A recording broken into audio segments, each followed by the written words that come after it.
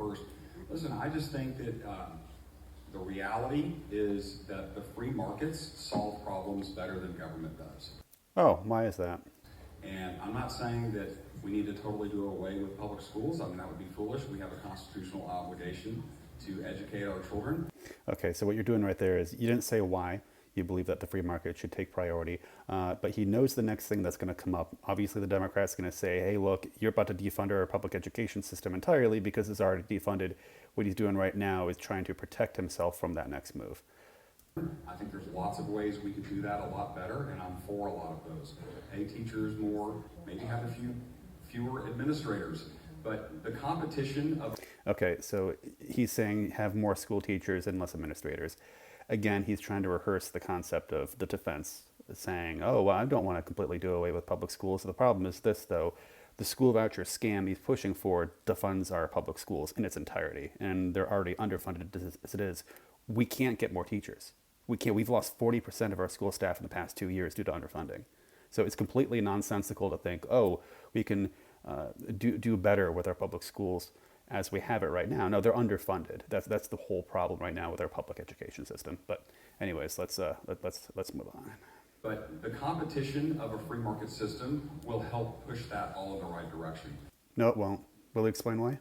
And so I think by getting, No, he won't. if you're paying taxes, and your kids are going to school, you're essentially paying for that school. You should demand better schools.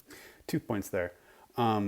It's not as if you have kids in school, you pay taxes. We all pay taxes to it. Right now, I don't have children. I have no children, but I pay money into our local public schools. It's because we as a community invest in our future. And our children are the future of this country. Which is why if you don't even have children, you still pay taxes into your local public schools. That's how it's always worked. That is how it has always worked since the dawn of time here in the United States of America. Now, to say that we should demand better of our public schools, you can do that, but only for our public schools, because in our public schools, the school boards are elected officials. So you can take charge of the situation and make sure that you have the best ISD board members that you could possibly get by participating in elections. You can't do that with a private school. You can only do that with a public school. So his program, there's lots of different ways out there that school choice programs are being talked about, and the legislature will come up with what they think is the best version of that. No, let me stop you right there. There's only been one type of voucher program being offered. It's one that sacrifices public education funding. If they were seriously wanting to protect our public schools and implement a voucher program in Texas, here in Texas, the 8th largest economy in the world, we would use our massive surplus, which we do have. We got money in the bank to pay for our public roads, our infrastructure, our schools, or even a school voucher program if you wanted to. Use the surplus, but they're not doing that. There's only one type of voucher scam offered, just one, and it specifically takes money away from the public schools. That is by design, and that's the only type of voucher program being offered in the legislature.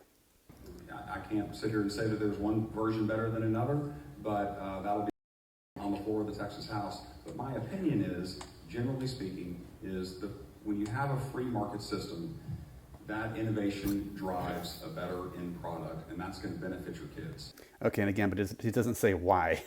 He's not saying why is it that the capitalistic structure would work better than this socialist-based structure, which is what it is. So we got public roads, that's a form of socialism. We have public schooling, that's a form of socialism. The reason we do that, the reason we have public utilities, is because for those certain parents out there who have, kids with special needs, they're going to be able to get the attention they need through a public education system. The private school system completely will throw away kids like that away, because all these private schools, they don't have to accept your kids in if they don't want to. There's an entry exam for all of them. If you have a kid with special needs, you're completely shafted. So the reality is that public schools is a public utility that is offered to our communities, paid for by the public as a public way for you to use and to utilize, and again, that you can elect your elected school board officials to. This guy right here, he's just blatantly stating that he thinks the free market will magically make everything better, but he's not telling you why.